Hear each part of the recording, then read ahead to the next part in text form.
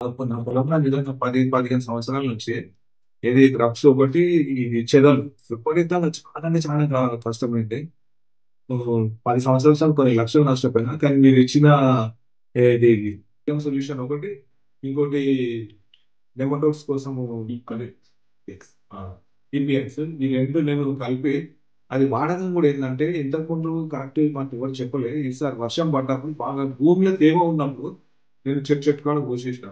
ఆ మందు 200 లీటర్లకు అదొక ప్యాకెట్, ఇదొక ప్యాకెట్ పోసేసిన. ఇప్పుడు మాత్రం డ్రమ్స్ లేదు, ఆ చెదలు కూడా లేదు. చెట్లయితే మంచిగా వస్తుంది. ఎందుకంటే ఇది చాలా సంవత్సరాల నుంచి సఫర్ అయిన దీనికోసం. ఇప్పుడు మాత్రం అది బాగా పనిచేసింది. నేను మళ్ళా కూడా ఇప్పుడు అదే ఇంకొకసారి కూడా మళ్ళా పోద్దాం. మొత్తం చెట్టు కాడనే కాకుండా పొలమంతా దాన్ని స్ప్రే చేద్దామంట అని చెప్పి నేను మళ్ళీ వస్తున్నా దానికోసం.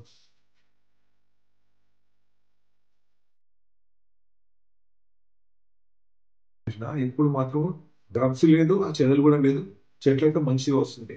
ఎందుకంటే ఇది చాలా సంవత్సరాల నుంచి సఫర్ అయిన దీనికోసం. ఇప్పుడు మాత్రం అది బాగా పనిచేసింది. నేను మళ్ళా కూడా ఇప్పుడు అదే ఇంకొకసారి కూడా మళ్ళా పోద్దాం. మొత్తం చెట్టు కాడనే కాకుండా పొలమంతా దాన్ని స్ప్రే చేద్దామంట అని చెప్పి మళ్ళీ వస్తున్నా దానికోసం.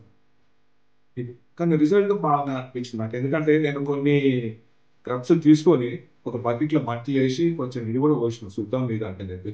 నేను అనుకున్న గంట 2 గంటలలో చచ్చిపోతదేమో అనుకున్నా. 3 డేస్ తర్వాత ఇప్పుడు ఏమన్నా ఉండేవి కూడా అన్ని రోగాలు వచ్చినాయి. నల్ల నల్లగా ఉన్నాయి.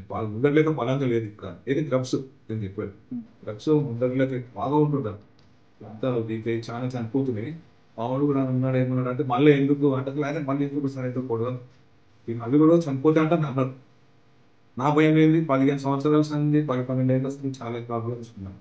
ఇది ఎట్లా వాడాలో కూడా కరెక్ట్ మాకు చెప్పలేదు. అంటే ఈపీఎల్‌లో లేకుండా అప్పుడు ట్రైకోడర్మా, సూడోమోనాస్ ఉండేది. కానీ ఈ డ్రగ్స్‌కి మాత్రం ఇది బాగా పనిచేస్తుంది. ఈపీఎల్ మాత్రం ఎక్సలెంట్.